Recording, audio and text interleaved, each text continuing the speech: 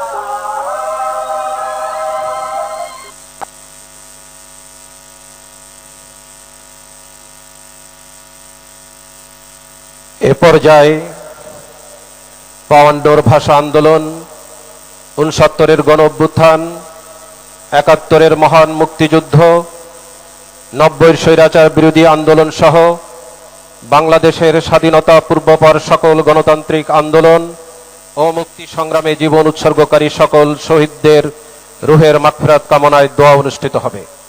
দোয়া পরিচালনা করবেন ঢাকা বিশ্ববিদ্যালয় কেন্দ্রীয় মসজিদের সিনিয়র ইমাম খতিব হাফেজ মাওলানা নাজির মাহমুদ। সকলকে পশ্চিম দিকে মুখ করে দাঁড়ানোর জন্য বিশেষভাবে অনুরোধ করা হচ্ছে। আল্লাহুম্মা আমিন। রব্বানা যালামনা আনফুসানা ওয়া ইল্লাম তাগফির লানা ওয়া তারহামনা লানাকুনান্না মিনাল খাসিরিন। রব্বানা ফাগফির লানা যুনুবানা ওয়া কাফির আন্না সাইয়্যাতিনা ওয়া তাওয়াফানা মাআল আবরার।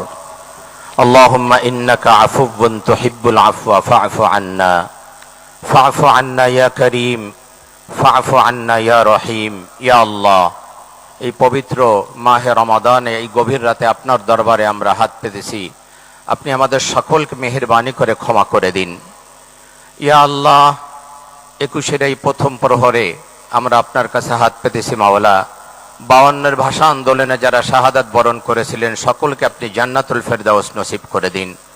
ইয়া আল্লাহ, ৭১-এ যারা শাহাদাত বরণ করেছিলেন, দেশমাতৃকার জন্য যারা জীবন উৎসর্গ করেছিলেন, স্বাধীনতার জন্য যারা জীবন দিয়ে গেলেন, তাদের সকলকে আপনি জান্নাতুল ফেরদাউস নসিব করে দিন।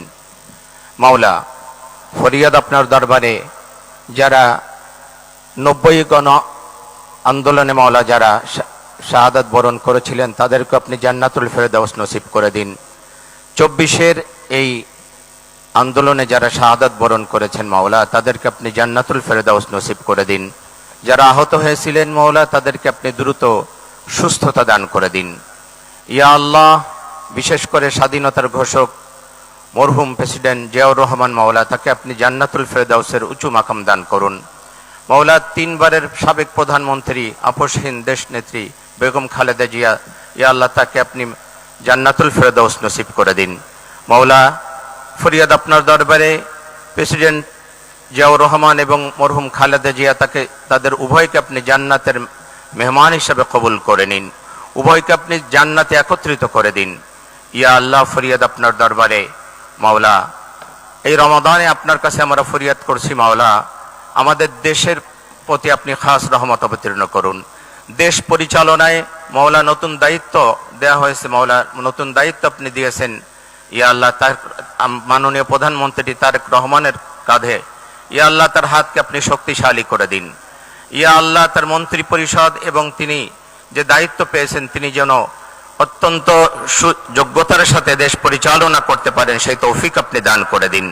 ইয়া আল্লাহ, সমস্ত ক্ষমতা আপনার হাতে মাওলা, আপনি তাকে সুন্দর এবং সুষ্ঠুভাবে দেশ পরিচালনার তৌফিক দান করুন। তার হাতকে আপনি শক্তিশালী করে দিন। আপনার রহমত এবং বরকত দিয়ে আমাদের দেশটাকে আপনি ভরপুর করে দিন। ইয়া আল্লাহ, আপনার রহমতের চাদর দিয়ে আমাদের দেশটাকে আপনি আবৃত করে দিন।